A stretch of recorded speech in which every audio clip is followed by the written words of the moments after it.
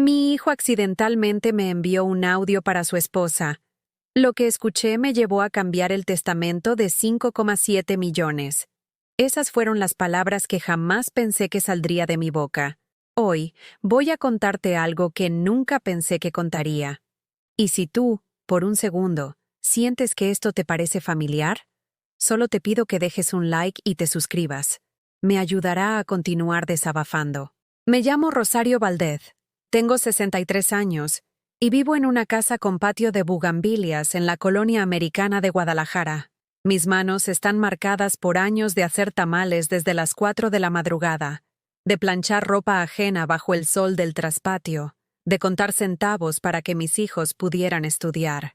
Cada arruga de mi rostro cuenta la historia de una mujer que lo dio todo sin pedir nada a cambio. Era un martes común y corriente. Acababa de regar las plantas del patio cuando sentí la vibración del celular en el delantal. El aparato parecía demasiado moderno para mis manos temblorosas. Me lo había regalado Julián, mi hijo mayor, diciéndome que ya era hora de que entrara al siglo XXI. Lo tomé con cuidado, como siempre, temiendo romperlo. La notificación decía: audio de Julián para Clara. Mi corazón dio un salto de alegría. Hacía semanas que no sabía nada de él. Pensé que tal vez se había equivocado y me había enviado un mensaje de amor para su esposa. Qué tierno, pensé. Mi hijo sigue siendo romántico como su padre. Toqué el audio sin saber que esos 30 segundos cambiarían para siempre la forma en que veía a la persona que había cargado en brazos durante 9 meses. Prepárate. Llegó la vieja otra vez con su drama. Escuché la voz de Julián con un tono que jamás había usado conmigo. Ya sabes, si le sonríes un poco te gana con una sopa y un cuento de los años 70. Patética. No aguanta estar sola y quiere venir a llorar como siempre. Pero tranquila, no se va a quedar mucho tiempo. El mundo se detuvo. El teléfono se resbaló de mis manos y cayó sobre las baldosas del patio con un ruido seco. Las bugambilias parecían haberse vuelto grises, como si toda la vida hubiera sido drenada del jardín que tanto amaba. Esa voz, esa misma voz que gritaba «mamita» cuando tenía pesadillas a los 5 años. La voz que me decía «eres la mejor mamá del mundo», cuando le llevaba quesadillas calientes a la escuela. La voz que lloró abrazada a mí en el funeral de su padre, prometiéndome que nunca me dejaría sola. Ahora me llamaba la vieja y patética. Me senté en la silla de plástico donde desayunaba cada mañana, viendo crecer mis geranios. Las piernas no me sostenían. El pecho me ardía como si hubiera tragado brasas. Recogí el teléfono con manos temblorosas y volví a escuchar el audio. 1 vez, 2 veces, 3 veces, esperando que mis oídos me hubieran engañado, que el dolor me estuviera haciendo escuchar cosas que no existían. Pero no, era real. Mi hijo, mi Julián, el niño al que había amamantado durante 2 años porque no teníamos dinero para leche en polvo, hablaba de mí como si fuera una plaga, una molestia, algo de lo que había que deshacerse rápidamente. El aire se volvió espeso. El olor a café que siempre impregnaba mi cocina me dio náuseas. Por primera vez en años, no pude terminar mi desayuno. Los frijoles refritos se enfriaron en el plato, mientras yo permanecía inmóvil, tratando de procesar que el hombre en quien más confiaba en este mundo me veía como una carga. Recordé la última vez que había ido a su casa. Había preparado mole poblano desde la noche anterior, siguiendo la receta de mi suegra, moliendo chiles en el metate que heredé de mi madre. Llegué a su puerta con la olla humeando, llena de ilusión de compartir una comida familiar. Clara, su esposa, me recibió con una sonrisa que ahora entendía era completamente falsa. «¡Ay, Rosarito! ¡Qué sorpresa!», había dicho, pero sus ojos miraban hacia otro lado. «Julián está ocupado, pero puedes dejar la comida». Ni siquiera me invitó a pasar. Ni siquiera me ofreció un vaso de agua. Durante todo el camino de regreso a casa me había sentido rara, como si hubiera hecho algo malo. Ahora entendía por qué. No había hecho nada malo, simplemente había existido. Y aparentemente, para ellos, mi existencia era una molestia. Esa noche no pude dormir. Me quedé despierta en mi cama, la misma donde había parido a mis 2 hijos porque no teníamos dinero para el hospital. Las paredes de mi recámara estaban llenas de fotos. Julián en su primera comunión, sonriéndome con sus dientes chuecos. Julián en su graduación universitaria, cargándome porque decía que yo era la razón de su éxito. Julián con Clara el día de su boda, presentándomela como la mujer más importante de mi vida después de mi madre. ¿Cuándo había cambiado todo? ¿En qué momento me había convertido en la vieja patética que solo servía para dar lástima? Al día siguiente, mientras barría el patio como hacía todas las mañanas desde hacía 40 años, recordé las palabras que mi madre me había dicho antes de morir. Rosario, a veces los hijos se olvidan de dónde vienen cuando llegan a donde van. En ese momento no entendí lo que quería decir. Ahora lo entendía perfectamente.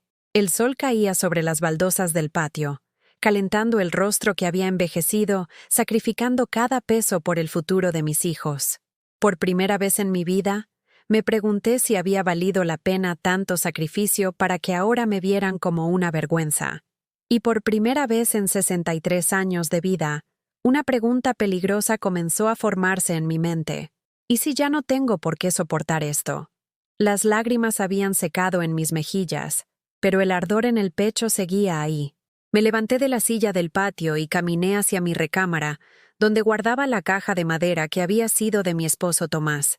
Mis dedos, hinchados por tantos años de trabajo, temblaron al abrir la tapa. Adentro estaban todos los recibos, todas las pruebas de lo que había sido mi vida durante los últimos 15 años. Recibos de la Universidad de Julián, 2 carreras porque la primera no le gustó. 180,000 pesos que pagué vendiendo tamales de madrugada y limpiando oficinas por las tardes. Me levantaba a las 3 de la mañana para tener listos 300 tamales antes de que amaneciera. Mis manos quedaban rojas e hinchadas de tanto amasar masa. Pero cuando Julián me llamaba desde Monterrey diciéndome, «Mamá, necesito para los libros», yo sonreía y le mandaba hasta el último centavo. Aquí estaba el recibo del dentista cuando Clara necesitó brackets. 25,000 pesos. Julián me había dicho que era urgente, porque ella no podía sonreír en las fotos de la boda. Empeñé los aretes de oro que me había regalado Tomás en nuestro aniversario. Los mismos aretes que Clara ahora sabía que había vendido para sus dientes perfectos. Recibo tras recibo. La renta de su primer departamento cuando se graduó, porque necesitaba tiempo para encontrar trabajo. El enganche de su carro, porque, sin coche, no iba a conseguir un buen empleo. Los muebles de su casa, porque ya era hora de formar un patrimonio. Todo pagado con mis ahorros, con mi pensión de viuda, con las propinas que ganaba planchando ropa en casa de las señoras de Providencia. Encontré una hoja arrugada. Era una carta que le había escrito a Tomás después de su muerte, cuando no sabía cómo iba a sacar adelante a los muchachos sola. «Mi amor», decía con mi letra temblorosa, «prometo que nuestros hijos van a tener todo lo que nosotros no pudimos darles. Van a estudiar, van a ser profesionistas, van a vivir mejor que nosotros. Te lo juro por tu alma». Y había cumplido. Julián era ingeniero civil. Tenía su casa propia en una colonia de clase media alta. Su esposa trabajaba en una empresa de marketing. Manejaban 2 coches. Todo lo que yo había soñado para él. Pero aparentemente, en algún momento de ese ascenso social, yo me había vuelto un estorbo, un recordatorio incómodo de sus orígenes humildes. El teléfono sonó. Era Aleida, mi hija menor. «Mamá, ¿cómo estás? Te escucho rara». Aleida vivía en Puerto Vallarta. Trabajaba como maestra de primaria. Siempre había sido más cariñosa que Julián, pero últimamente también se había vuelto distante. Nuestras conversaciones se habían reducido a llamadas rápidas donde ella me contaba problemas de dinero y yo, como siempre, ofrecía ayuda. «Estoy bien, mija. ¿Cómo van las cosas por allá?» «Ay, mamá, muy mal. El sueldo de maestra no alcanza para nada. Y ya sabes que Ricardo sigue sin encontrar trabajo fijo. Se me vence la renta y no sé qué hacer». Ahí estaba, el verdadero motivo de la llamada. Como siempre. «¿Cuánto necesitas?» «No quería pedirte, pero son 8,000 pesos. Es que si no pago esta semana, nos van a correr del departamento». 8,000 pesos. Casi la mitad de mi pensión del mes. Pero yo había dicho que sí antes de que terminara de explicarme. Como siempre. como cada vez que mis hijos me necesitaban. O más bien, cuando necesitaban mi dinero. Te los deposito mañana, mija. Ay, mamá, eres un ángel. De verdad no sé qué haríamos sin ti. Un ángel. Esa palabra se me clavó como espina. ¿Era un ángel o era una pendeja? Porque los ángeles no cobran facturas emocionales. Los ángeles dan sin esperar nada. Pero yo había empezado a darme cuenta de que sí esperaba algo. Esperaba respeto. Esperaba que me vieran como una persona, no como un cajero automático con patas. Después de colgar, me quedé sentada en la mesa de la cocina donde había hecho tantas cuentas, donde había dividido mi pobre sueldo entre las necesidades de mis hijos y mis propias necesidades, que siempre quedaban al final de la lista. La mesa estaba rayada por años de uso. Tomás la había hecho con sus propias manos cuando nos casamos. Para que comas como reina, me había dicho. ¡Qué ironía! Había comido como mendiga la mayor parte de mi vida adulta, para que mis hijos comieran como reyes. Recordé la vez que Julián me había invitado a comer a un restaurante elegante por mi cumpleaños. Yo había llegado con mi vestido más bonito, el azul marino que me había comprado en el tianguis. Todas las otras mujeres llevaban ropa que costaba más que mi pensión completa. Durante toda la comida, Julián parecía avergonzado. Me corregía cuando hablaba fuerte. Me daba servilletas cuando ni las necesitaba. Me pedía que hablara más bajito. Mamá, tienes que cuidar tus modales. Este es un lugar fino. Lugar fino. Como si yo fuera un mueble viejo que desentonaba con la decoración moderna. Como si mis 70 años de vida no hubieran sido suficientes para aprender a comportarme. Como si la mujer que lo había educado a él no fuera lo suficientemente buena para estar a su lado en público. Clara había pasado toda la cena viendo su teléfono, apenas probando la comida, suspirando cada vez que yo contaba alguna anécdota de cuando Julián era niño. «Ay, Rosario, siempre las mismas historias», había dicho con una sonrisa que no llegaba a los ojos. Esa noche, cuando llegué a mi casa, me quedé parada frente al espejo del baño. Me vi de verdad por primera vez en años. Mi pelo blanco, mal cortado porque iba a la estética más barata del rumbo. Mi piel arrugada por el sol y el trabajo. Mi ropa sencilla y vieja. Mi dentadura incompleta porque nunca tuve dinero para arreglarme los dientes. ¿Era eso lo que veían mis hijos cuando me miraban? ¿Una vieja pobre y patética que les recordaba de dónde venían? Al día siguiente fui al banco a depositar el dinero de Aleida. La cajera me conocía porque iba cada mes a hacer el mismo tipo de movimientos. Siempre retiros. Nunca depósitos. ¿Todo bien, señora Rosario? La veo preocupada. Todo bien, mija. Solo cansada. Pero no estaba bien. Mientras esperaba en la fila, observé a las otras personas. Señoras de mi edad que iban acompañadas de sus hijos, que las ayudaban con los trámites, que las trataban con cariño y paciencia. Vi a un hombre joven que le explicaba algo a su mamá con una sonrisa, sin prisa, sin vergüenza. Vi a una nieta que abrazaba a su abuela después de ayudarla a cobrar su pensión. Y yo estaba ahí sola, como siempre, haciendo transferencias para hijos que solo me llamaban cuando necesitaban dinero. Esa tarde, mientras preparaba la cena que comería sola frente a la televisión, pensé en algo que me heló la sangre.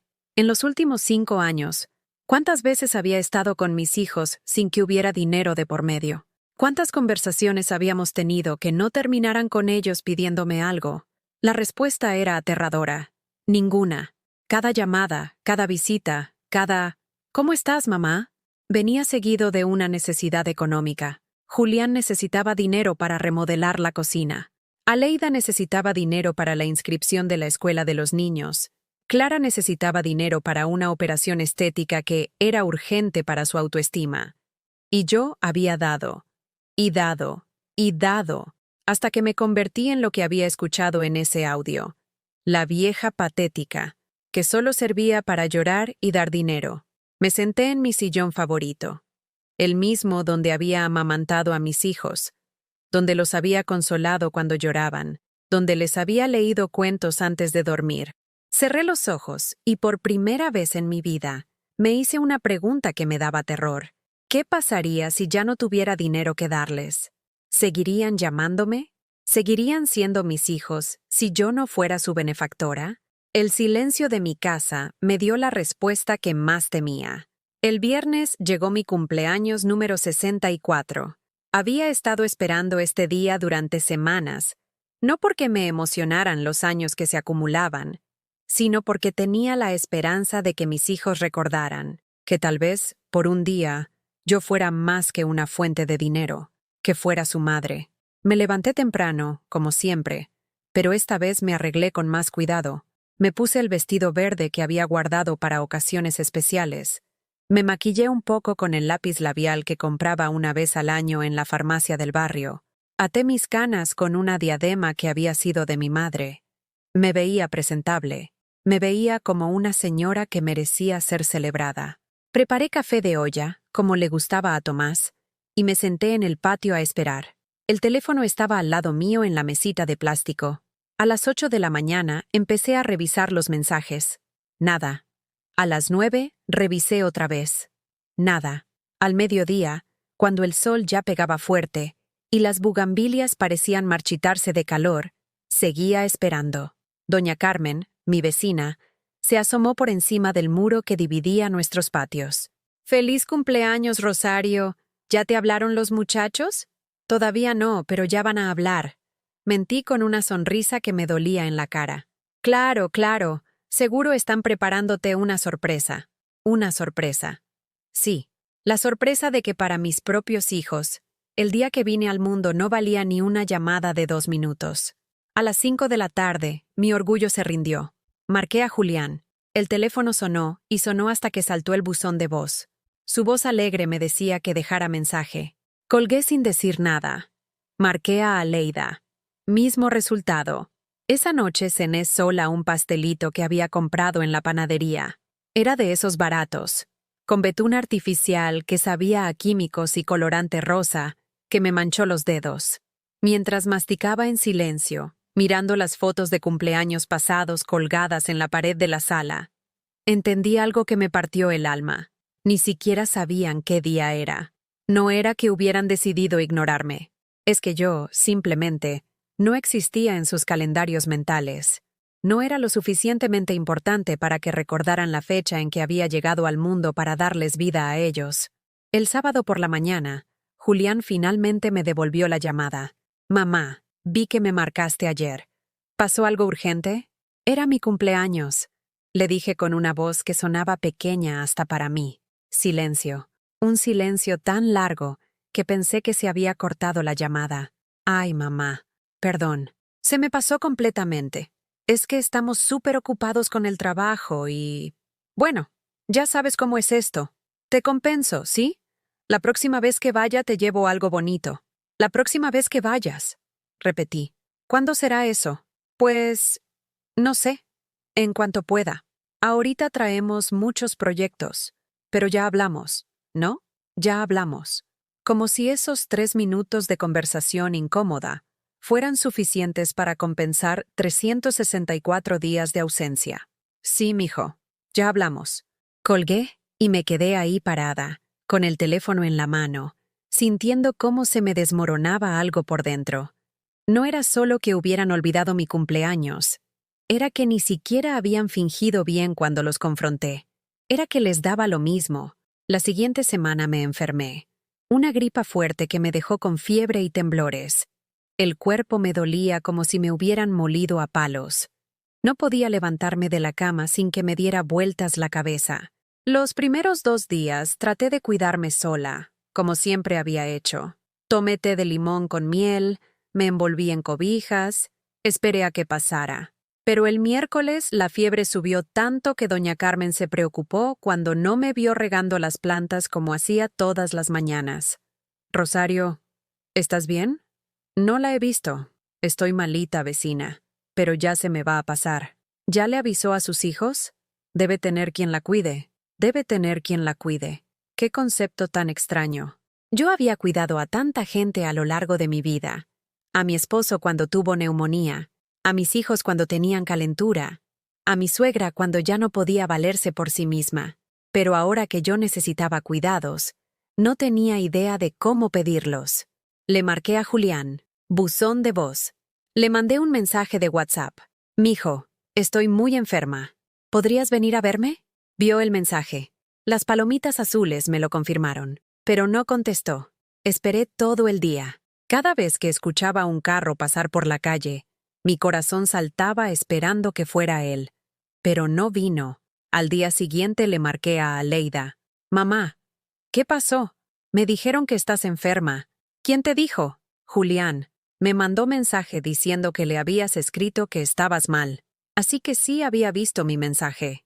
Y en lugar de venir, le había pasado el problema a su hermana, como si yo fuera una responsabilidad que se podía delegar. Estoy muy mal, mija. Con mucha fiebre. No me puedo levantar. Ay, mamá, qué lástima. Pero yo estoy en Puerto Vallarta, no te puedo ayudar. ¿No tienes algún vecino que te pueda hacer el mandado? ¿Algún vecino? Mis vecinos, que apenas me conocían, tenían que cuidar de mí porque mis propios hijos no podían. No te preocupes, mija. Ya me voy a aliviar. Cuídate mucho, mamá. Y si necesitas algo, me hablas. ¿Sí? Pero sabíamos las dos que no había nada que pudiera hacer desde Puerto Vallarta. Era solo una frase cortés, una forma educada de decir, no es mi problema. Fue doña Carmen quien me salvó esa semana. Ella, una mujer que me conocía solo porque compartíamos un muro, fue quien me llevó al doctor, quien me compró medicinas, quien me hizo caldo de pollo y se quedó a vigilar que me lo tomara. Una extraña tuvo más cuidado de mí que mis propios hijos. ¿Por qué hace esto por mí? Le pregunté una tarde mientras me daba las pastillas. Porque estamos solas, Rosario.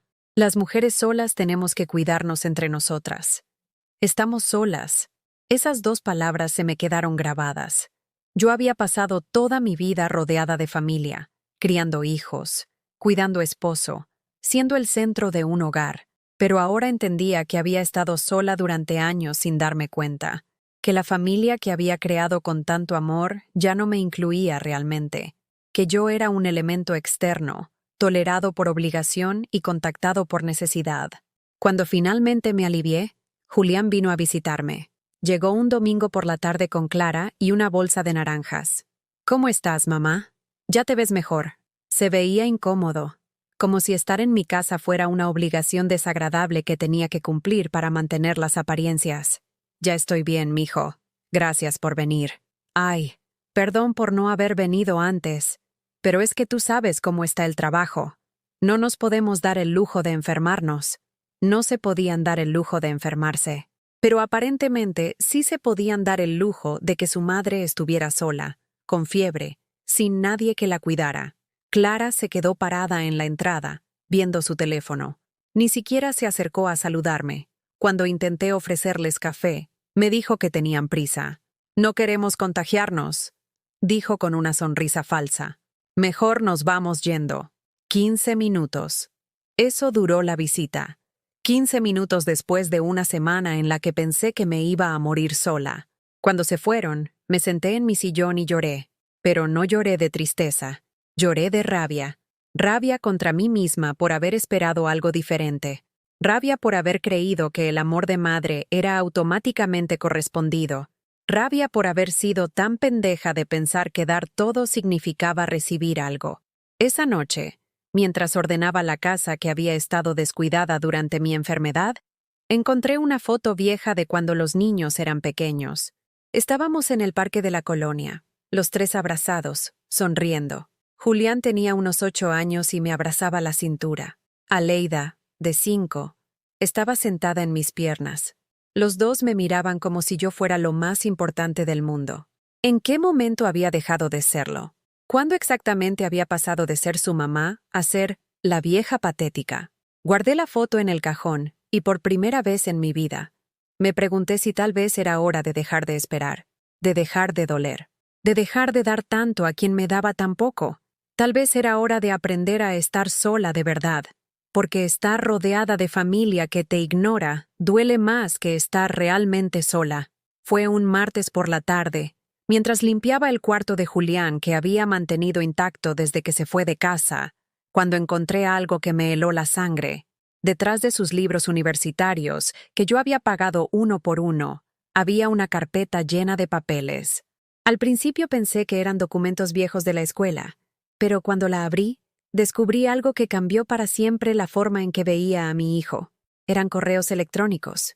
Impresiones de conversaciones que había tenido con Clara desde hacía 3 años. Los había guardado como si fueran trofeos, evidencias de algo que me dolía hasta en los huesos leer. Clara, mi mamá me volvió a dar dinero para lo de tu operación. Está tan desesperada por sentirse útil que ni siquiera pregunta para qué es realmente. Ya sabes. Solo hay que hacerle un poco de cariño y se derrite. Es patética, pero útil. Me senté en la cama donde él había dormido durante 18 años, donde yo me había desvelado cuidándolo cuando tenía fiebre, donde le había leído cuentos hasta que se durmiera. Mis manos temblaban sosteniendo ese papel que era como un puñal directo al corazón. Había otro correo, fechado el año pasado. No entiendo por qué mi mamá insiste en venir tanto. Ya le dije 1000 veces que estamos ocupados, pero es tan necia. Ayer llegó con esa sopa horrible que hace, toda grasosa, y tuve que fingir que me gustaba. Se queda ahí parada esperando que le digas que está deliciosa, como una niña esperando aprobación. Me da pena ajena. Sopa horrible. La misma sopa que él me había pedido que le hiciera cuando estaba enfermo. La misma receta que había aprendido de mi suegra, que había perfeccionado durante años, que hacía especialmente para él porque decía que era su favorita.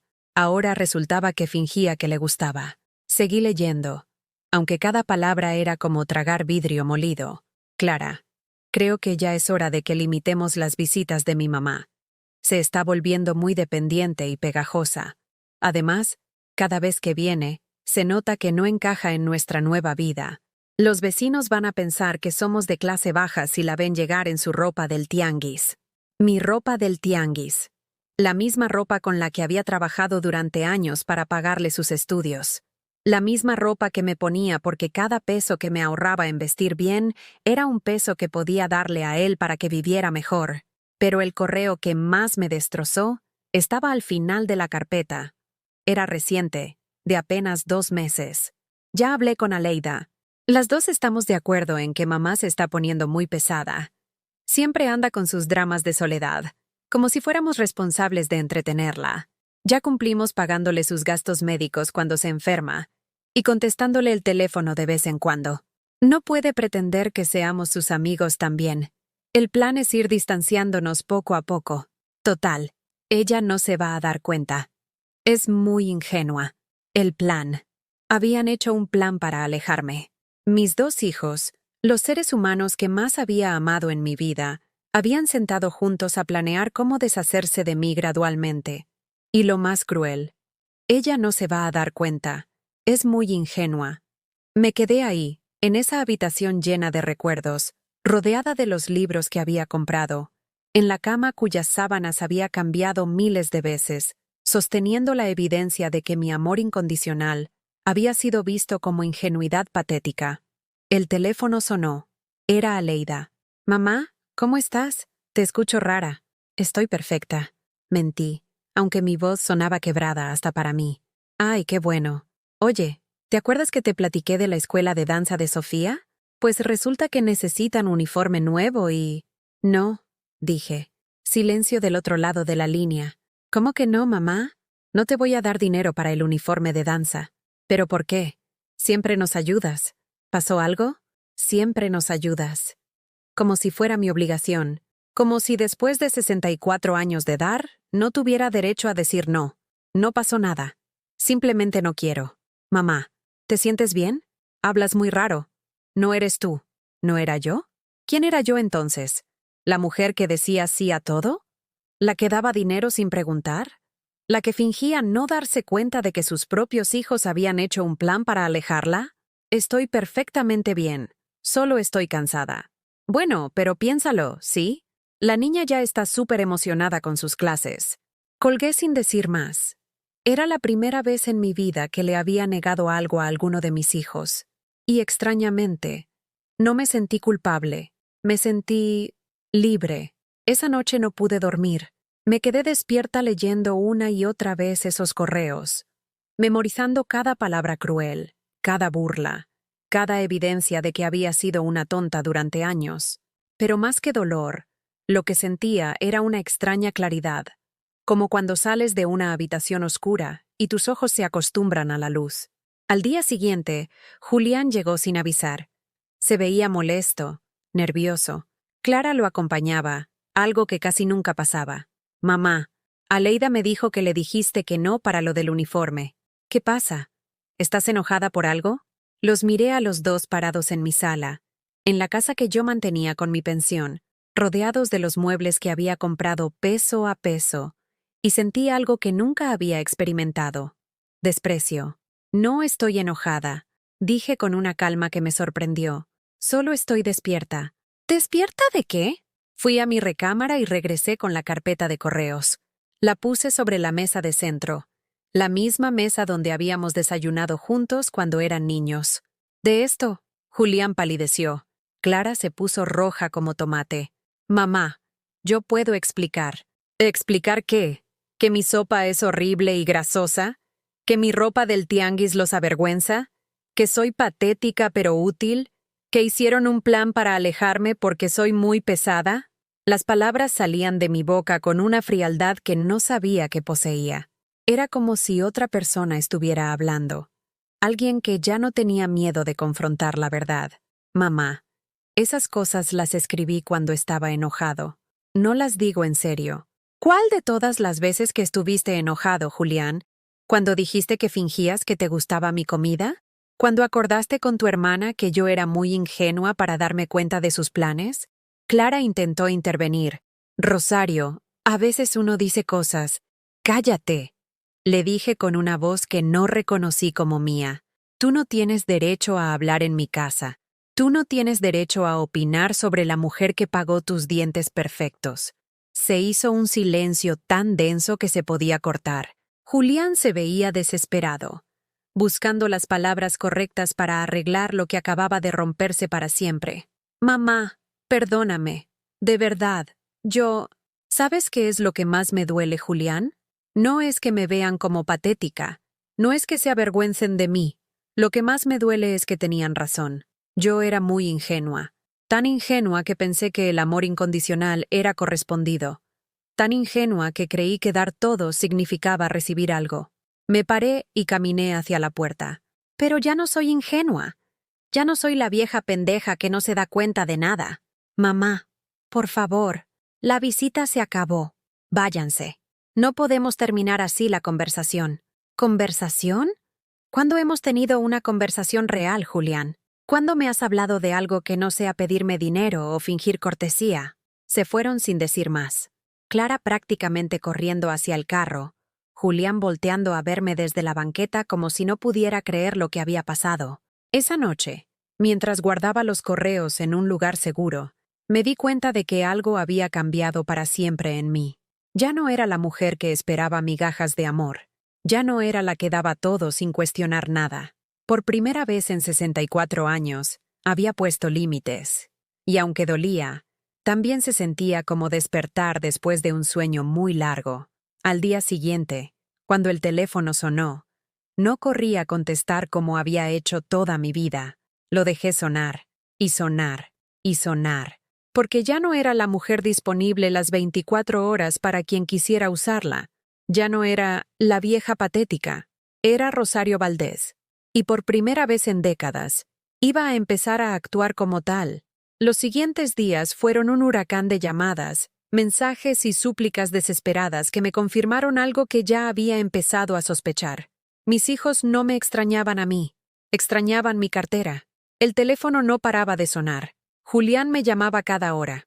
Aleida me mandaba mensajes largos llenos de justificaciones. Hasta Clara, que nunca me había dirigido la palabra directamente, me escribió un WhatsApp que empezaba con «Querida Rosario» y terminaba explicándome que los correos habían sido un malentendido. Pero yo ya no era la misma mujer. Cada llamada que no contestaba, cada mensaje que leía sin responder, me hacía sentir más fuerte. Era como si hubiera estado cargando una mochila llena de piedras durante años y finalmente me la hubiera quitado. El viernes por la mañana, mientras regaba mis plantas como había hecho durante décadas, Julián apareció en mi puerta. No tocó. Tenía llaves, las mismas llaves que le había dado cuando se casó por si pasaba una emergencia. Entró como si nada hubiera cambiado, como si tuviera derecho a estar ahí después de lo que había descubierto. Mamá, tenemos que hablar. Tenías que tocar, le dije sin voltear a verlo, concentrada en mis geranios. Esta es mi casa, no la tuya. Pero si yo siempre entro así, las cosas cambiaron, Julián. Se veía desesperado. Tenía ojeras, como si no hubiera dormido. Su ropa estaba arrugada, algo raro en él que siempre se preocupaba tanto por su apariencia. Mamá, por favor, escúchame. Necesito explicarte. ¿Explicarme qué? ¿Que durante 3 años has estado riéndote de mí con tu esposa? ¿Que mi comida te da asco pero finges que te gusta? ¿Que te avergüenza que te vean conmigo? No es así. Estás malinterpretando todo. Por primera vez en mi vida, me reí de mi hijo. Una risa seca, sin humor, que lo hizo retroceder como si lo hubiera abofeteado. ¿Malinterpretando? Julián, tengo tus palabras escritas. Con fecha. No hay nada que malinterpretar. Se sentó en mi sillón, el mismo donde lo había amamantado, donde le había curado las rodillas raspadas, donde había escuchado sus problemas de adolescente, pero ahora se veía como un extraño en mi sala. Está bien, sí, escribí esas cosas, pero era porque estaba frustrado. Clara siempre se queja de que vienes mucho. ¿De que Clara se queja de que vengo mucho? ¿Tu esposa decide cuándo puedo ver a mi hijo? No es eso, mamá. Es que, bueno, ya estamos casados. Tenemos nuestra vida. No podemos estar pendientes de ti todo el tiempo.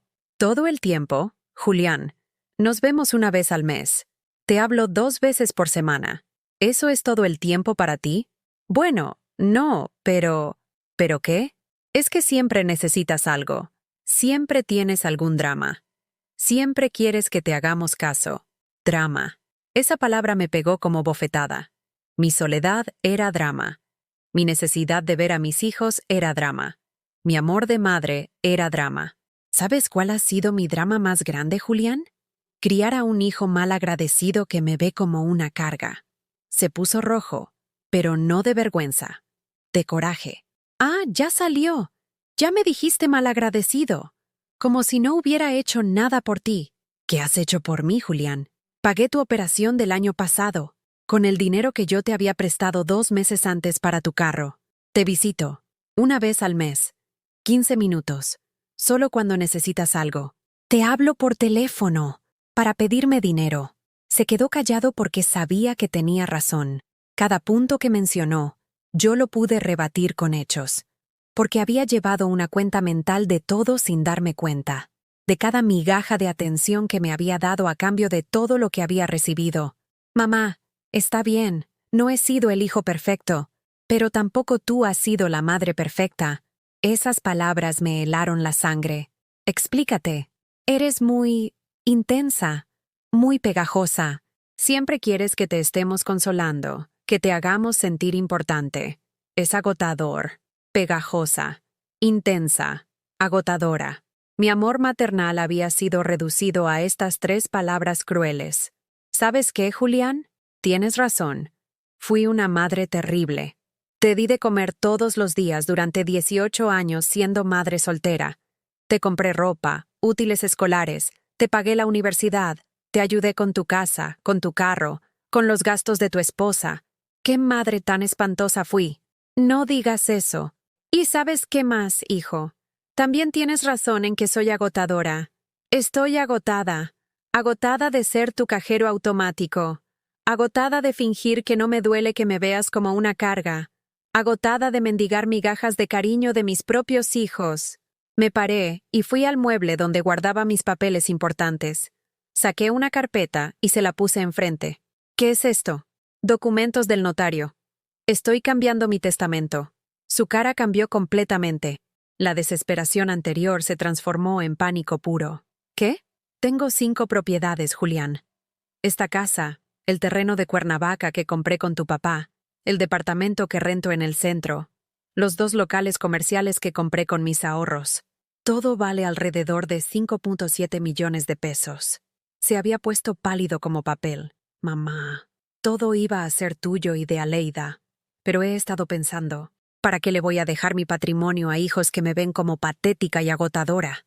No puedes hacer eso. ¿No puedo? Es mi dinero, Julián. Mi dinero que gané trabajando desde los 15 años. mi dinero que ahorré peso a peso mientras ustedes gastaban en tonterías. Pero somos tu familia. ¿Familia? ¿La familia que hace planes para alejarme? ¿La familia que se ríe de mí a mis espaldas? Se tiró de rodillas en el suelo, literalmente de rodillas, algo que no había hecho desde que tenía 5 años.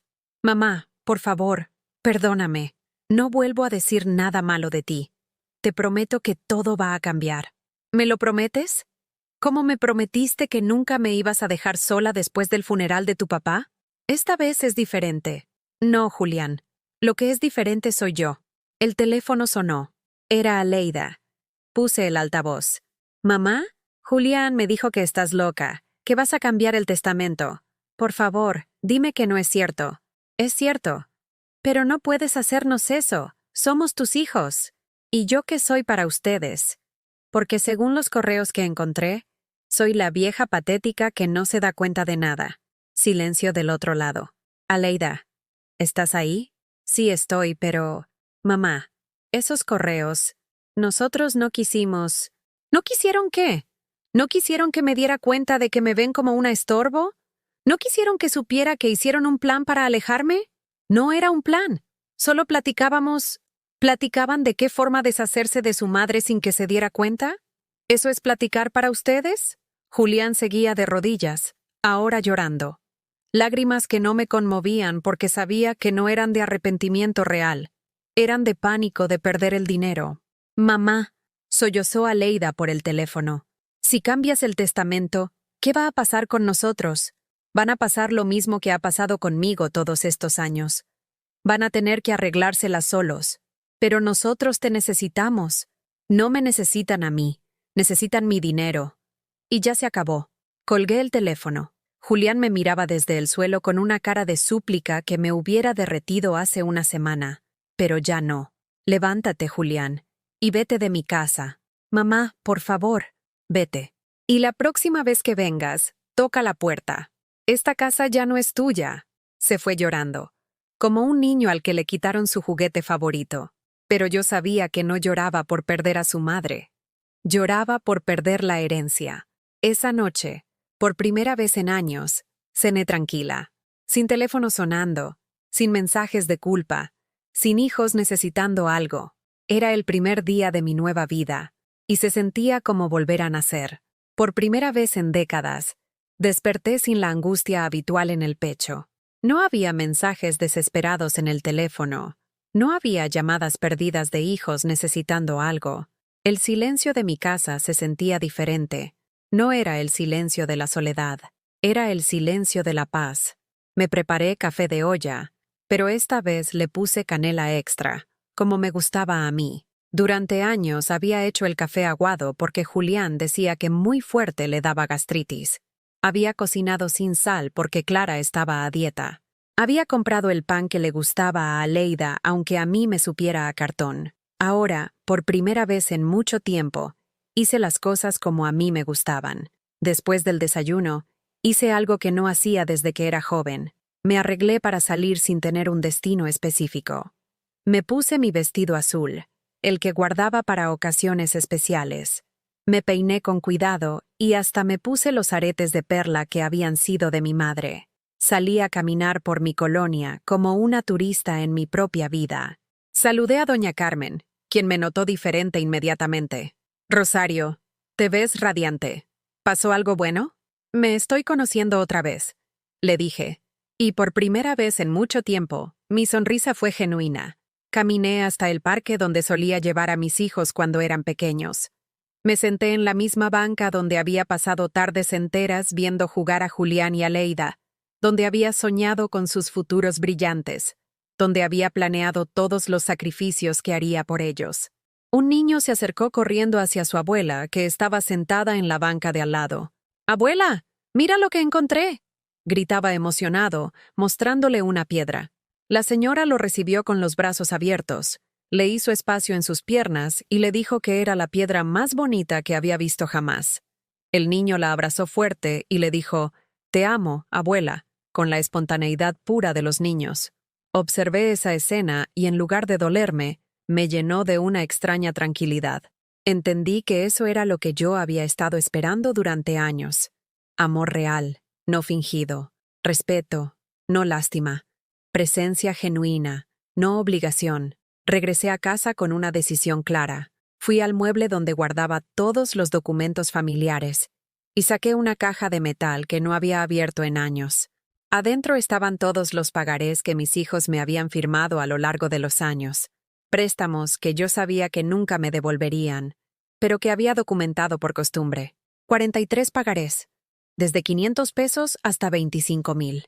Sumaban más de 200,000 pesos que habían pedido prestado y nunca devuelto.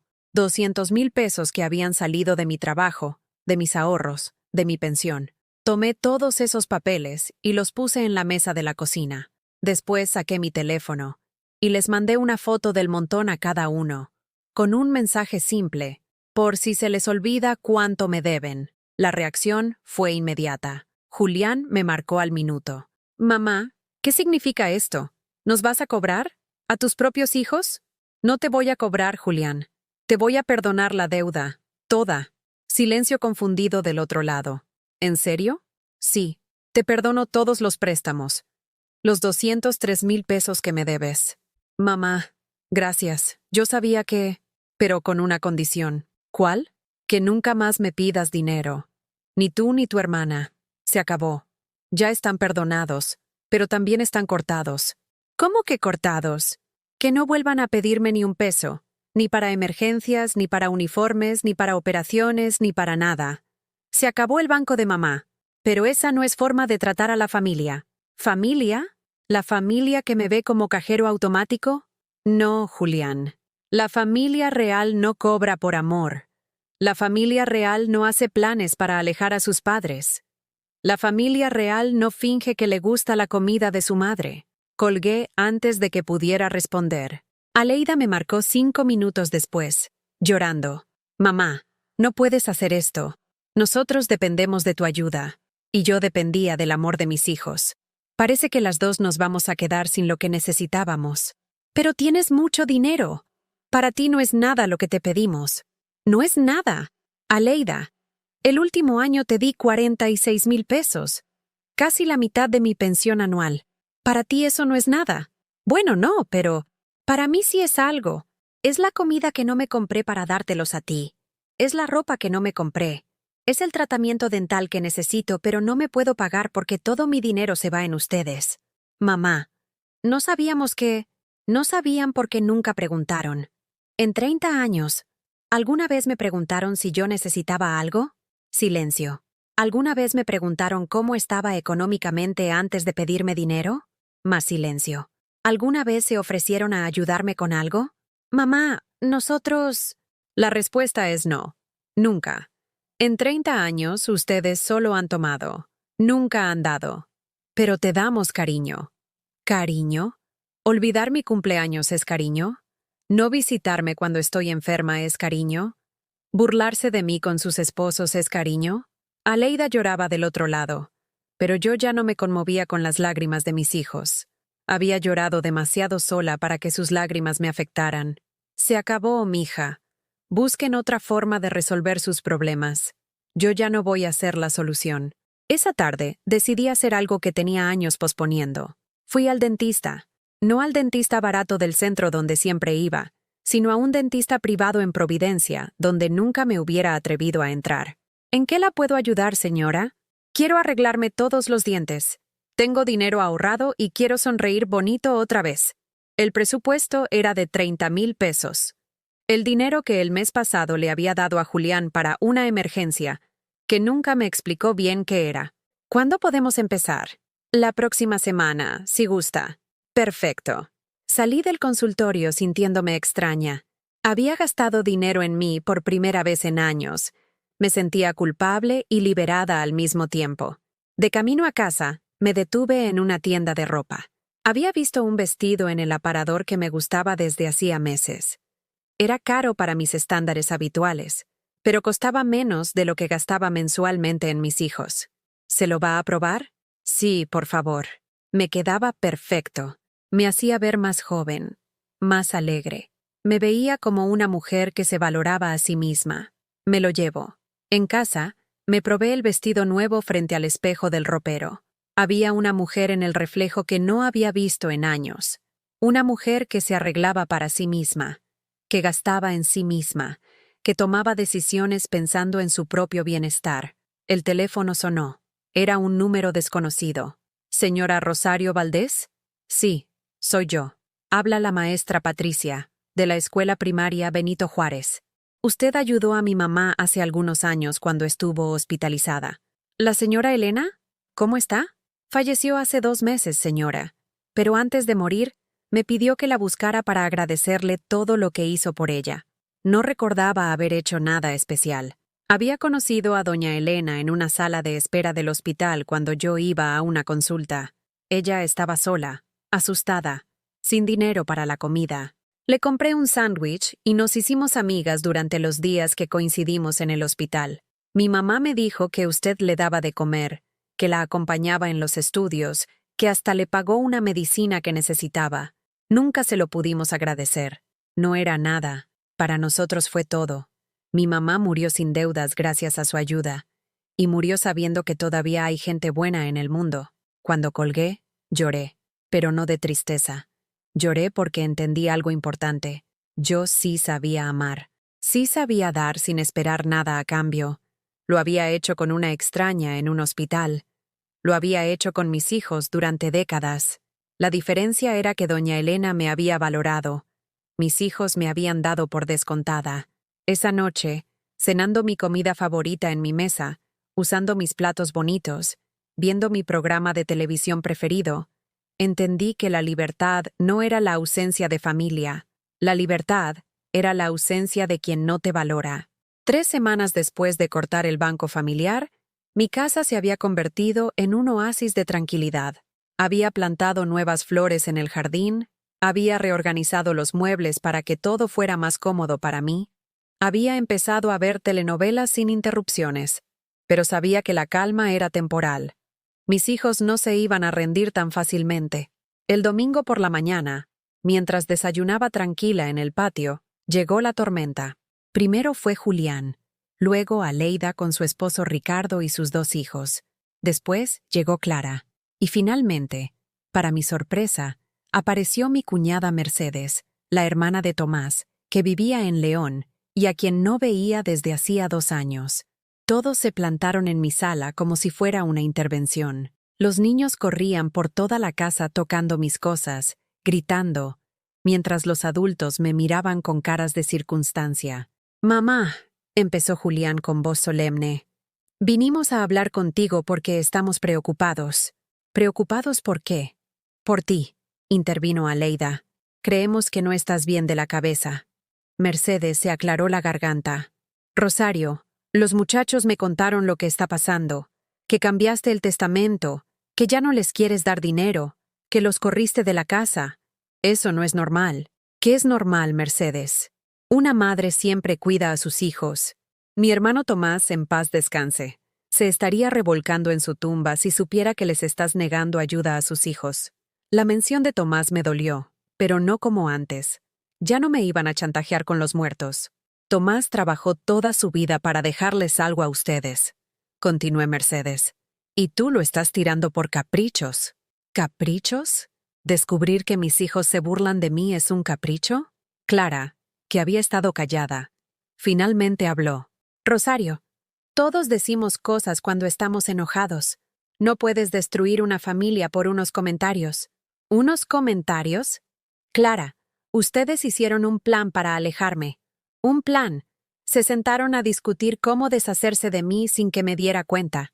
Ricardo, el esposo de Aleida, que casi nunca hablaba, se levantó del sillón. Mire, doña Rosario, yo vengo de fuera y puedo ver esto con objetividad. Los muchachos cometieron errores, está bien, pero usted también está exagerando. ¿Cambiar el testamento por eso? Es muy drástico. ¿Tú qué opinas, Ricardo? Que una madre no le hace eso a sus hijos. Que los hijos siempre van a ser hijos, sin importar lo que hagan. ¿Ah, sí? ¿Y los padres qué somos? ¿Cajeros automáticos que tienen que soportar todo? Julián se puso de pie, claramente frustrado. Mamá, basta. Ya estuvo bueno de tu drama. Siempre has sido igual contigo. Siempre exagerando todo. Siempre haciéndote la víctima. El silencio que siguió fue tan denso que se podía cortar con cuchillo. Todos se dieron cuenta de que Julián había dicho exactamente lo que no debía decir. Me levanté despacio. Caminé hasta el mueble donde guardaba los documentos y saqué la carpeta del notario. ¿Saben qué hay aquí? Nadie respondió. Mi testamento original. El que dejaba todo repartido entre Julián y Aleida. 5.7 millones de pesos.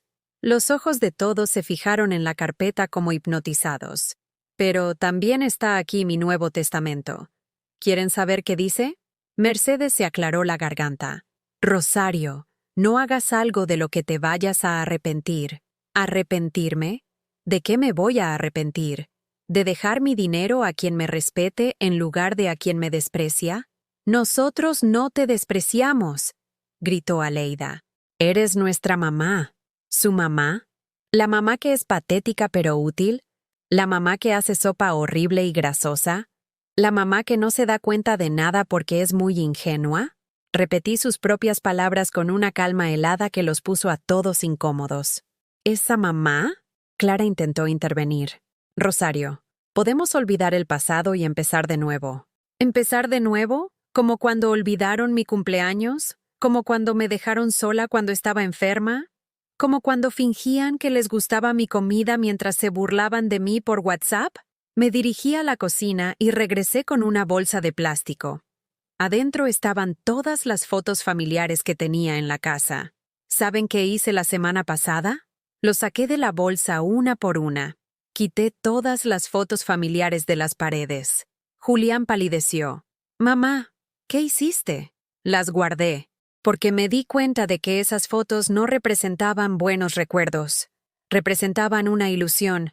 La ilusión de que tenía una familia que me amaba. Tomé la foto de la boda de Julián, donde yo aparecía abrazándolo mientras él sonreía. Esta foto. El día de tu boda me dijiste que yo era la mujer más importante de tu vida después de Clara. ¿Te acuerdas? Julián asintió, con los ojos húmedos. Mentiste.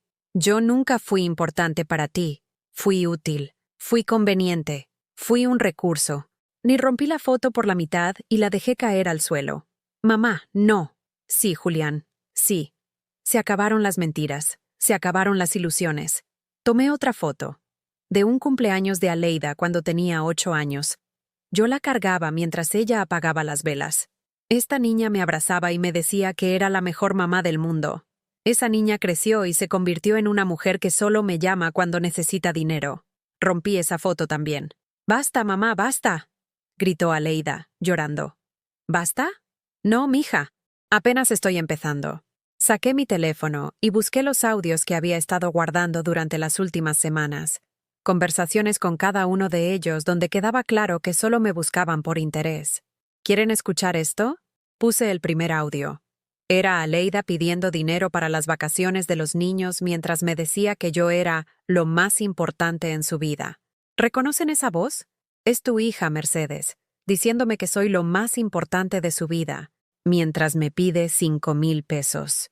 Puse el siguiente. Julián explicándome que necesitaba dinero para la remodelación porque quería que su mamá estuviera orgullosa de él.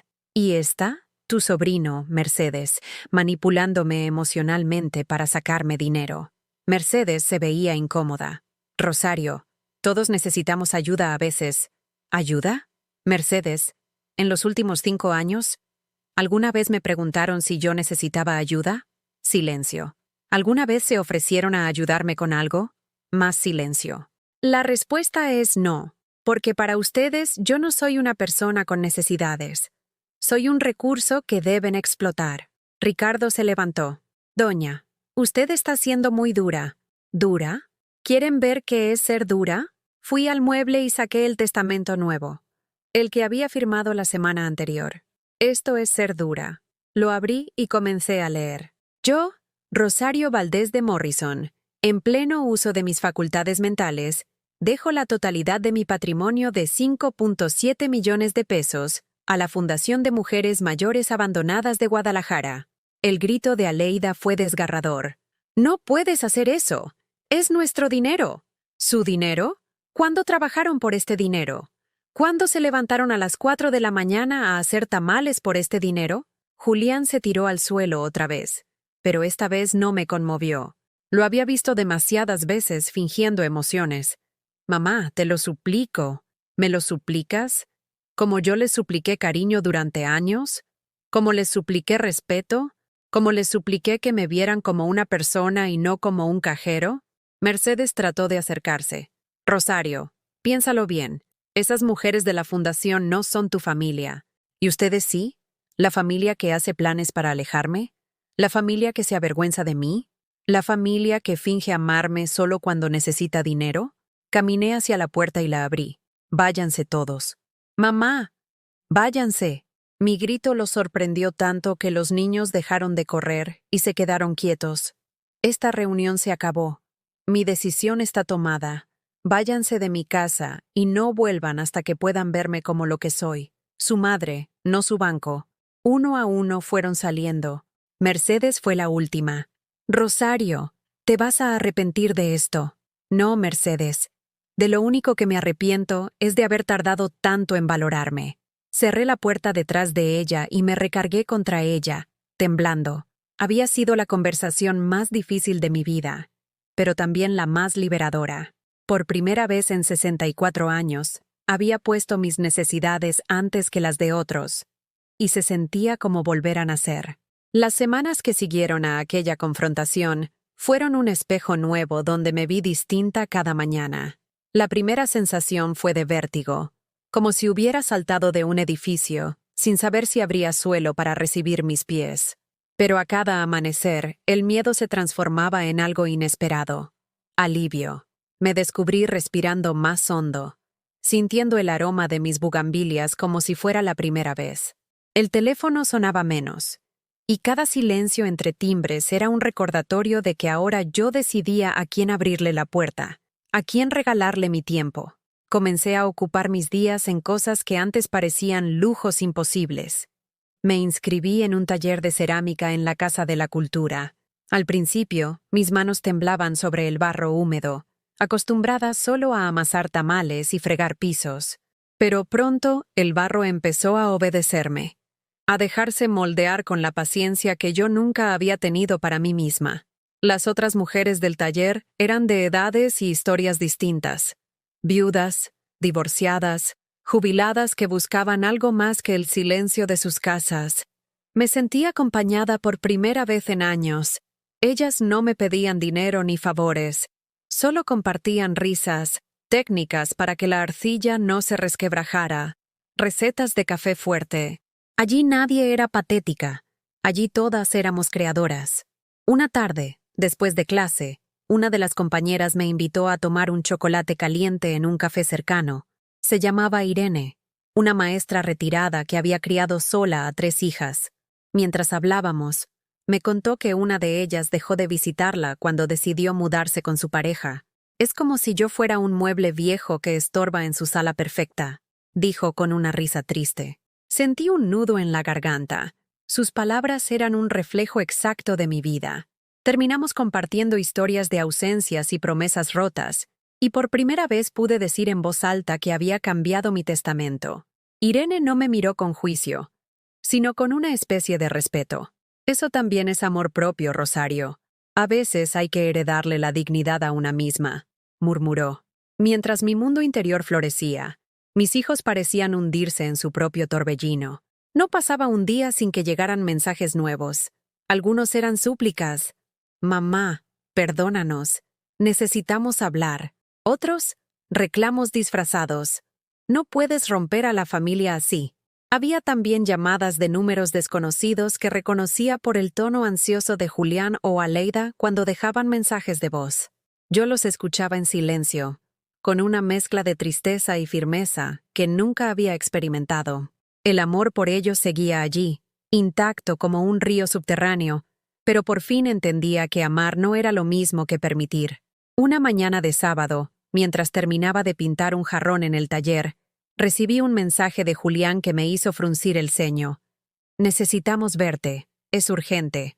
Por favor, no digas que no. Algo en esas palabras no sonaba a reconciliación, sino a estrategia. Aún así, decidí responder con un escueto. Pueden venir el martes a las 4. Solo tú y Aleida, nadie más. No quería sorpresas ni una invasión de familiares que repitieran el espectáculo de la última vez. El martes llegó con un cielo gris y un viento que hacía crujir las ventanas. Preparé café fuerte y coloqué 2 sillas frente a la mesa, nada más. Cuando el timbre sonó, abrí la puerta con calma. Julián y Aleida estaban allí, más demacrados de lo que recordaba. Él tenía el cabello despeinado, ojeras profundas. Ella apretaba los labios, conteniendo algo que no sabía si era rabia o llanto. «Gracias por recibirnos, mamá», dijo Julián, evitando mi mirada. Asentí y me senté sin invitarlos a tomar asiento. Que decidieran ellos. Se acomodaron frente a mí, inseguros. «Mamá», empezó Aleida, «no venimos a pelear, venimos a entender». Su voz temblaba. «No dejo de pensar en lo que dijiste, en la fundación, en todo. Siento que te perdimos». «No me perdieron», respondí despacio. Simplemente dejé de estar disponible para que me usaran. Julián bajó la vista. Sus manos jugaban con una servilleta que había tomado del centro de mesa. «Reconozco que lo que hicimos estuvo mal», dijo al fin. «Los correos, las bromas, la distancia. No hay excusa. Pero eres nuestra madre. No sabemos cómo arreglar lo que rompimos». Lo miré largo rato. Vi al niño que una vez me prometió que siempre estaría a mi lado. Y también al hombre que me llamó patética. Ambas imágenes se superponían, imposibles de separar. «No se trata de arreglarme a mí», contesté. «Se trata de arreglarse ustedes. Yo ya hice mi parte. Los crié, los eduqué, los ayudé más de lo que podía. Ahora les toca a ustedes aprender a vivir sin que yo sea su red». Aleida rompió a llorar, un llanto hondo que parecía salir de años de silencio. Julián la miró, impotente. Yo sentí un latido de compasión, pero me mantuve firme. «Quiero que entiendan algo», continué. «El testamento ya está firmado. Mi decisión no depende de cuánto me supliquen. No es un castigo, es una consecuencia». Durante años ignoraron mi voz, mis necesidades, mis cumpleaños, mi salud. Yo también aprendí a ignorar la suya cuando solo busca dinero. Julián respiró hondo, como si cada palabra le pesara. «Mamá, yo no sé si algún día puedas perdonarme, pero quiero intentarlo, aunque no me dejes un peso, aunque nunca recuperemos lo de antes. Quiero estar presente. Quiero que mis hijos conozcan a su abuela de verdad, no la caricatura que hice de ti». Sus palabras me sorprendieron.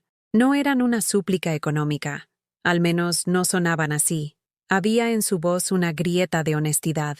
Lo miré sin responder. Tal vez era sincero. Tal vez era otra táctica. El tiempo lo diría. Yo también. Añadió Aleida entre sollozos. «No quiero que mi hija crezca pensando que su abuela es solo una cuenta de banco. Me equivoqué. Nos equivocamos». El silencio que siguió fue largo y denso. Afuera, el viento arrastraba hojas secas contra la puerta. Sentí un leve temblor en el pecho, una mezcla de dolor y esperanza, pero no era momento de abrazos ni de perdones instantáneos. «Escuchen bien», dije finalmente. «Los quiero, siempre los voy a querer, pero el amor no es chequera. Si quieren estar en mi vida, vengan sin esperar nada material, ni un peso, ni una herencia, solo compañía sincera. Si no pueden con eso, mejor no vengan». Asintieron en silencio. No hubo promesas, ni «te juro», ni escenas de telenovela. Solo un acuerdo tácito de que la relación, si iba a continuar, tendría que nacer de nuevo, limpia de intereses. Cuando se marcharon, el aire de la casa pareció más ligero, como si hubiera pasado una tormenta necesaria.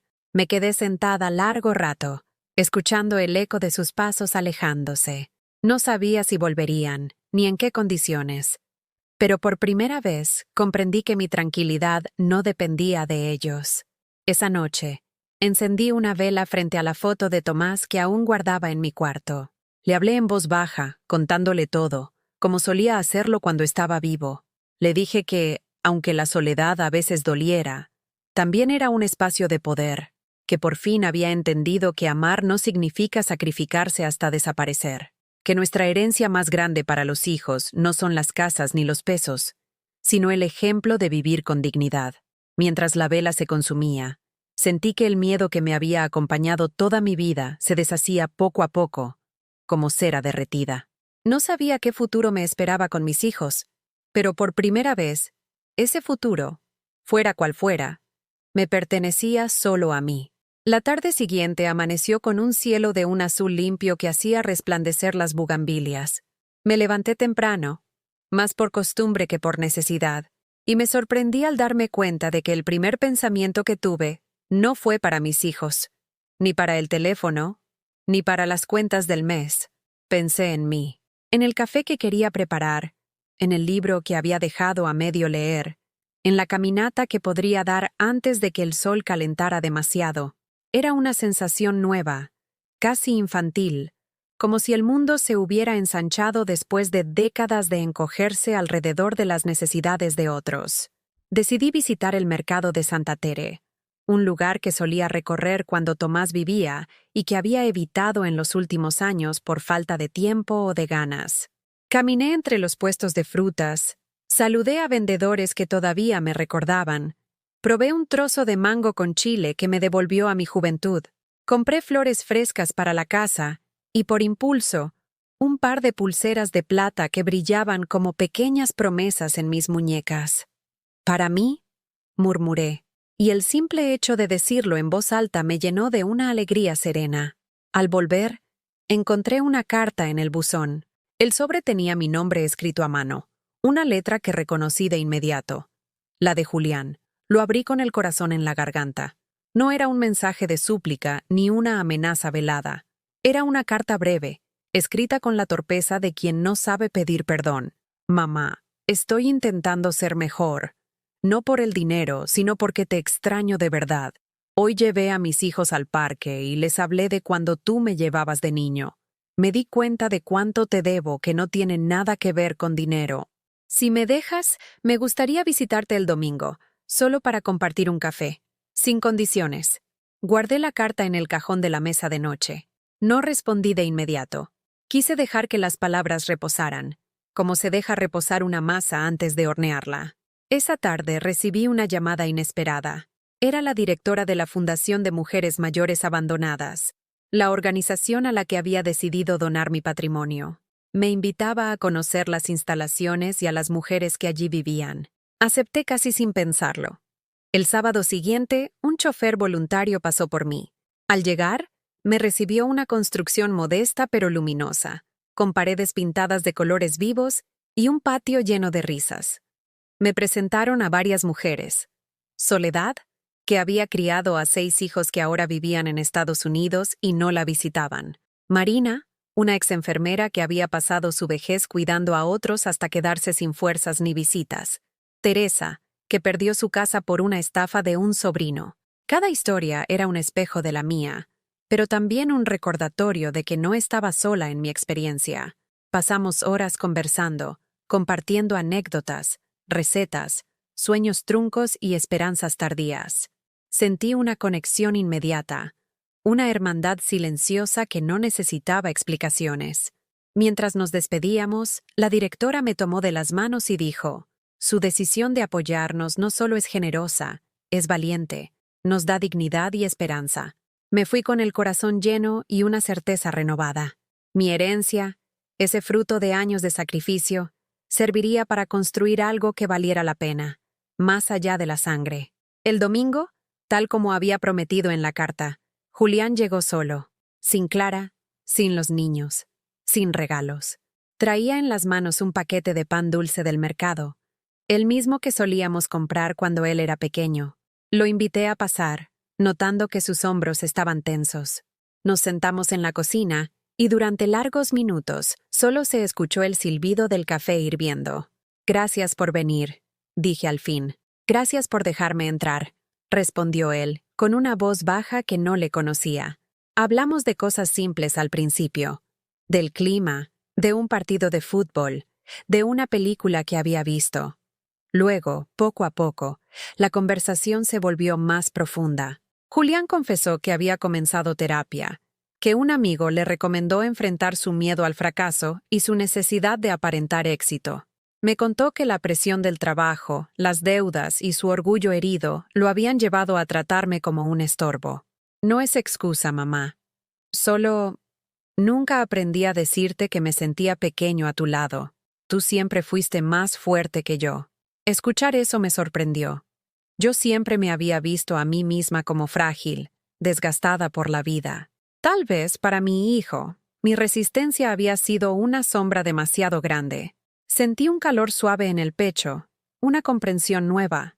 No lo absolví, pero tampoco lo rechacé. No sé si podamos volver atrás, le dije, pero podemos empezar de otra forma, sin mentiras, sin obligaciones. Él asintió, y por primera vez en mucho tiempo me miró a los ojos sin prisa ni vergüenza. Al despedirnos, Julián me abrazó. Fue un abrazo distinto. No el del niño necesitado ni el del adulto con culpa, sino el de un hombre que reconoce la fortaleza de su madre. No hablamos de dinero ni de herencia, solo de volver a vernos la próxima semana para caminar juntos en el parque. Aleida tardó un poco más en acercarse. Una semana después, recibí una videollamada. Su rostro aparecía cansado, pero con una luz nueva. Me contó que había empezado a dar clases extra para sostener la casa sin depender de mí. Mamá, me asusté mucho cuando dijiste que ya no ibas a ayudarnos. Pero ese miedo me hizo moverme.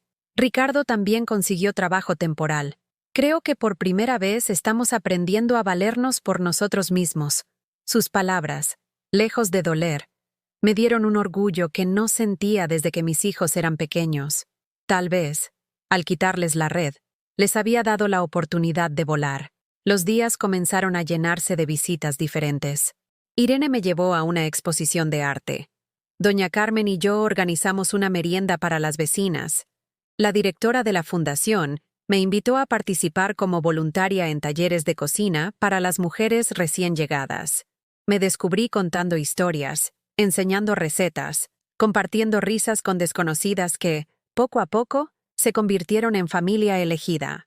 Esa palabra, familia, empezó a tener otro significado. No la de la sangre que exige y hiere, sino la de los lazos que uno decide tejer con cuidado y respeto. Una tarde de viernes, mientras moldeaba una nueva vasija en el taller, recibí otra carta de Julián. Esta vez incluía un dibujo de mis nietos. Yo, rodeada de flores, con un letrero que decía, «Te queremos, abuela». Lloré, no de tristeza, sino de una ternura inesperada. Comprendí que quizá, con el tiempo, las heridas podían cicatrizar, pero ahora, a diferencia del pasado, yo no necesitaba que sanaran para sentirme completa. Esa noche encendí de nuevo la vela frente a la foto de Tomás. Le hablé de los pequeños cambios, de las nuevas amistades, de la fuerza que había descubierto en mí. Le dije que nuestros hijos estaban aprendiendo, que yo también lo estaba, y que, aunque el camino de regreso a una relación sana fuera largo, ya no me daba miedo recorrerlo, porque por fin había entendido que la verdadera herencia que podía dejarles no era el dinero, sino el ejemplo de una mujer que, aún después de una vida de sacrificios, tuvo el valor de elegir su propia paz. Los días comenzaron a transcurrir con una calma que jamás hubiera imaginado. Cada amanecer traía un silencio nuevo, no de soledad, sino de espacio para mí misma. En las mañanas seguía con mi rutina de café de olla, ahora más aromático y espeso, y luego salía a caminar por las calles de la colonia americana, observando las fachadas antiguas que parecían saludarme como viejas amigas. A veces me detenía frente a los murales recién pintados y pensaba en cuánto me había perdido del mundo por estar encerrada en la costumbre de dar y esperar nada. Ahora el tiempo me pertenecía. Los encuentros en el taller de cerámica se habían vuelto el centro de mi semana. Allí me sentía parte de algo vivo. Mujeres que compartían historias, chistes, recetas y, sobre todo, una comprensión silenciosa.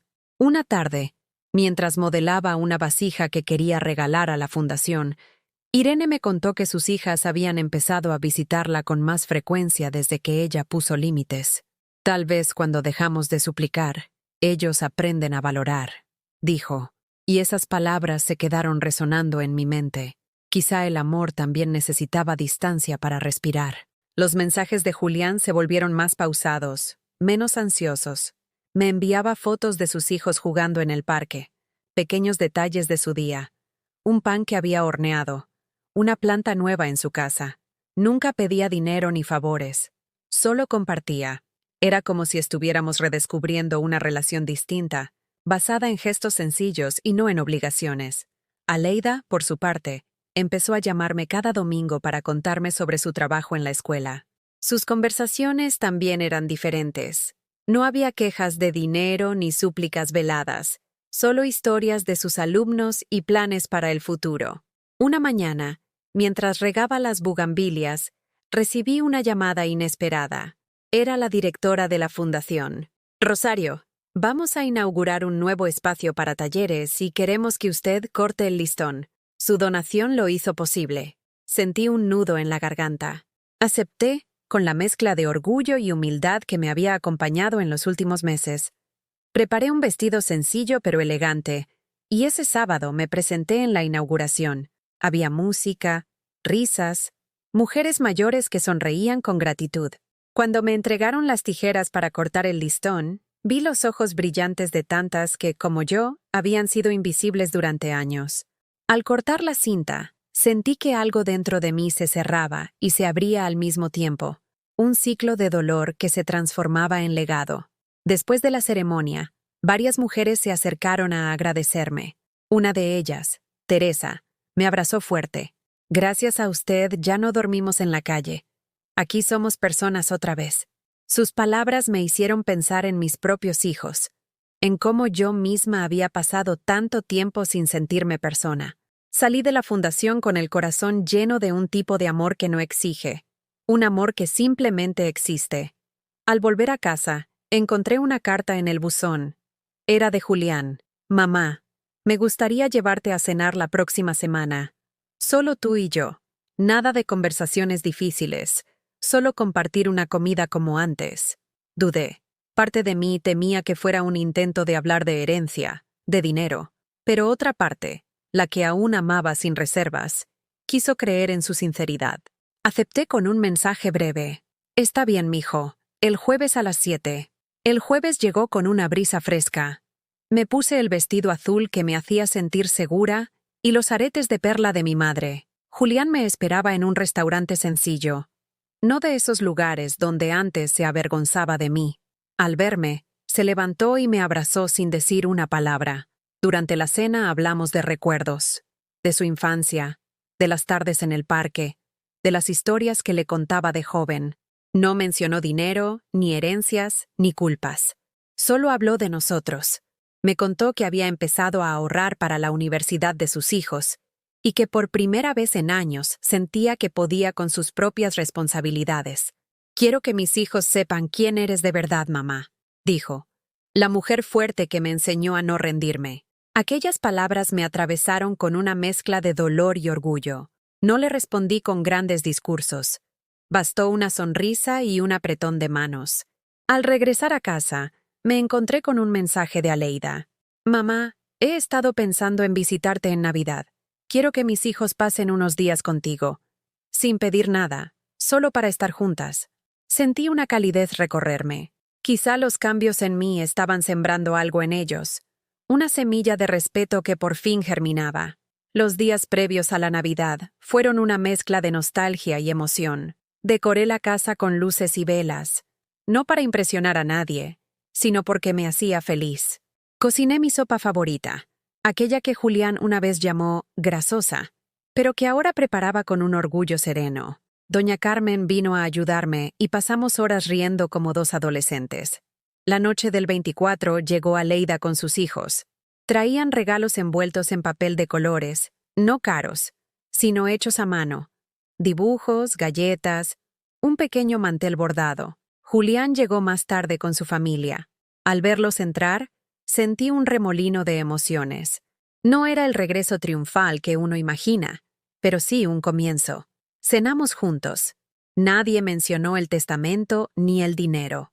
Solo hablamos de recuerdos, de planes sencillos, de anécdotas de la escuela de los niños. Cuando mis nietos me abrazaron para desearme, «Feliz Navidad, abuela», Comprendí que algo había cambiado de verdad. Esa noche, después de que todos se fueron, me quedé sola en la sala iluminada por las luces del árbol. En lugar de la tristeza habitual, sentí una paz profunda.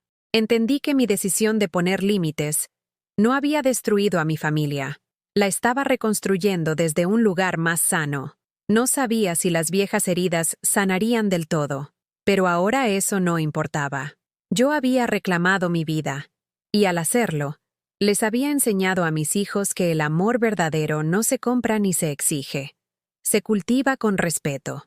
Antes de dormir, encendí la vela frente a la foto de Tomás. Misión cumplida, viejo. Susurré. Nuestros hijos finalmente están aprendiendo lo que significa amar de verdad. Mientras la llama danzaba, sentí que, por fin, el hogar que tanto soñamos se había encontrado. No en las paredes de esta casa, sino en la fuerza tranquila que ahora habitaba en mi corazón. El amanecer del nuevo año llegó con un aire distinto, como si el cielo mismo quisiera recordarme que cada ciclo puede empezar de nuevo. Me desperté temprano, con el suave murmullo de las campanas de la iglesia cercana. Preparé mi café de olla. Le añadí un toque extra de canela y lo serví en mi taza favorita, la que había modelado en el taller de cerámica. Mientras bebía, observé el patio lleno de bugambilias que se mecían con el viento y pensé en lo mucho que había cambiado mi vida en pocos meses. Ya no era la mujer que esperaba una llamada para sentirse viva. Ahora cada día traía su propio sentido. El primer mensaje del día fue de Julián. «Feliz año, mamá. Gracias por la cena de Navidad. Los niños no paran de hablar de ti». Sonreí. No respondí de inmediato.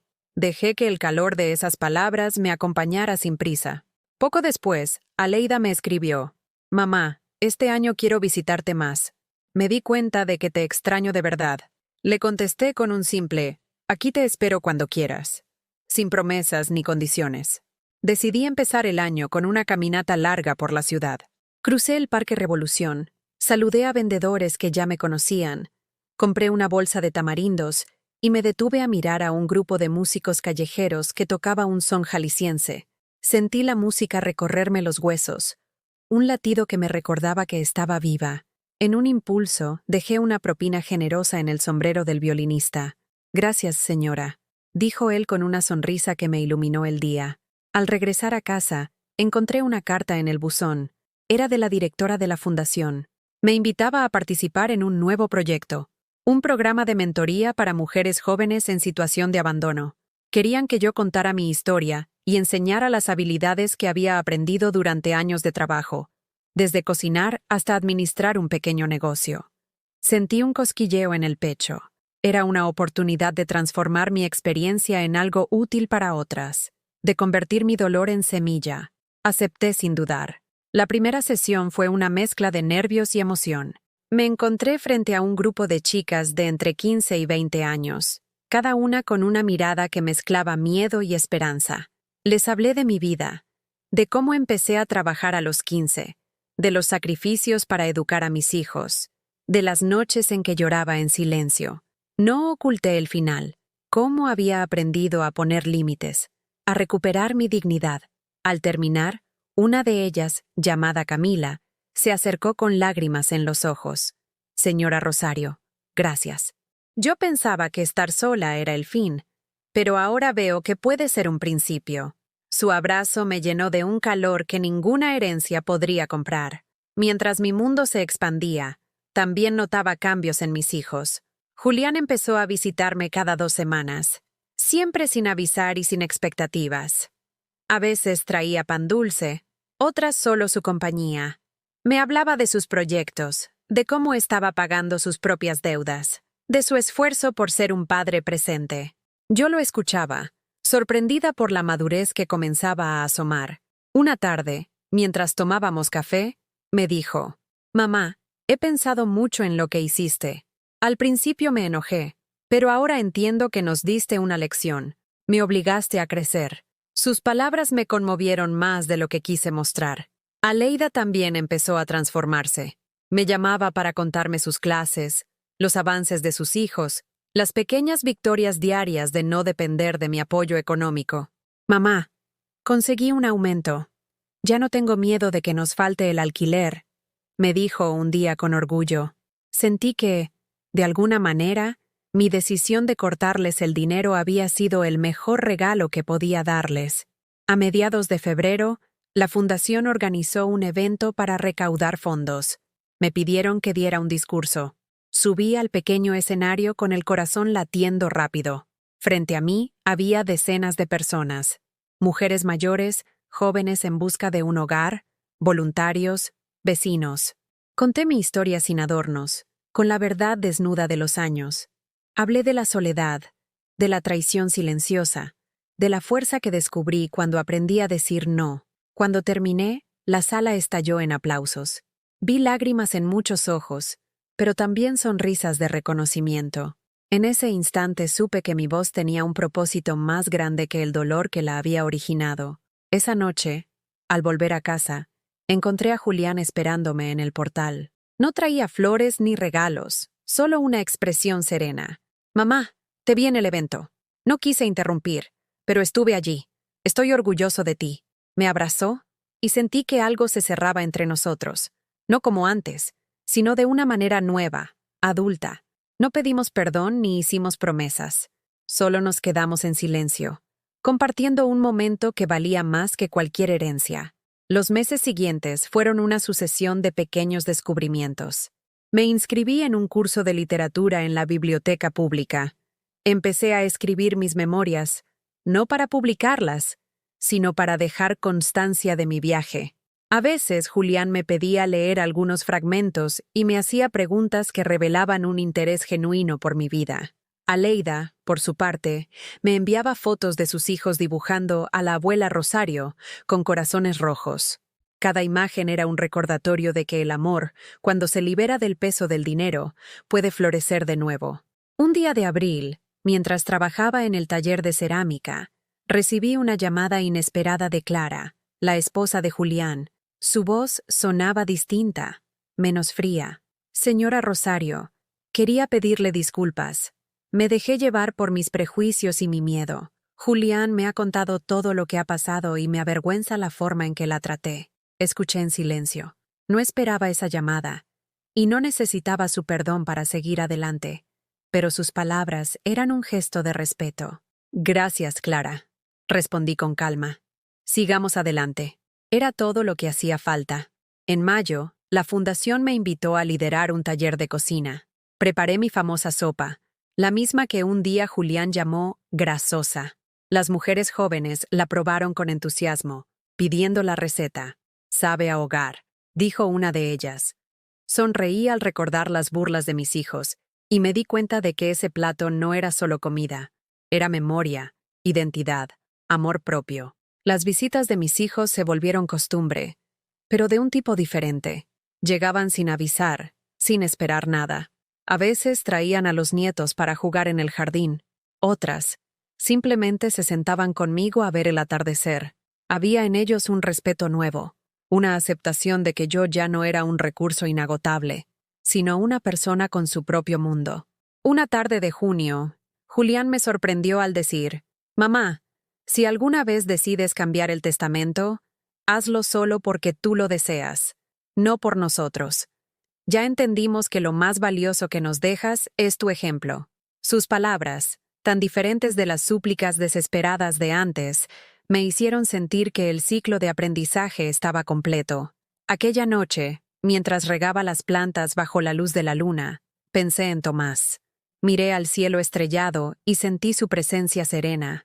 «Lo logramos, viejo», susurré. «Nuestros hijos aprendieron, y yo también». El aire cálido de Guadalajara me envolvió como un abrazo. Por primera vez en mi vida, entendí que la verdadera riqueza no se mide en millones de pesos, sino en la capacidad de vivir con el corazón en paz, rodeada de la gente que elige estar, no la que se queda por obligación. El calor del verano se fue suavizando poco a poco, y con él sentí que también se desvanecía la última capa de resentimiento que había cargado durante tantos años.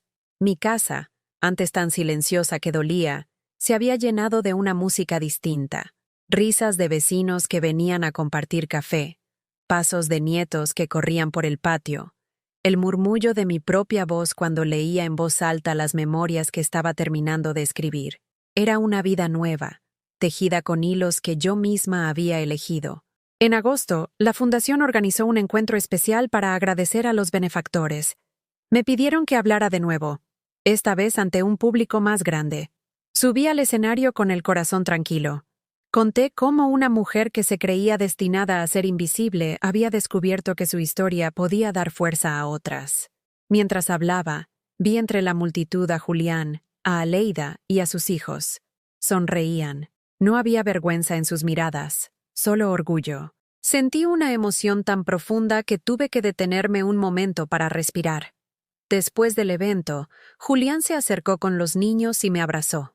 «Mamá, hoy entendí algo. Tu valor no está en lo que nos diste, sino en lo que eres.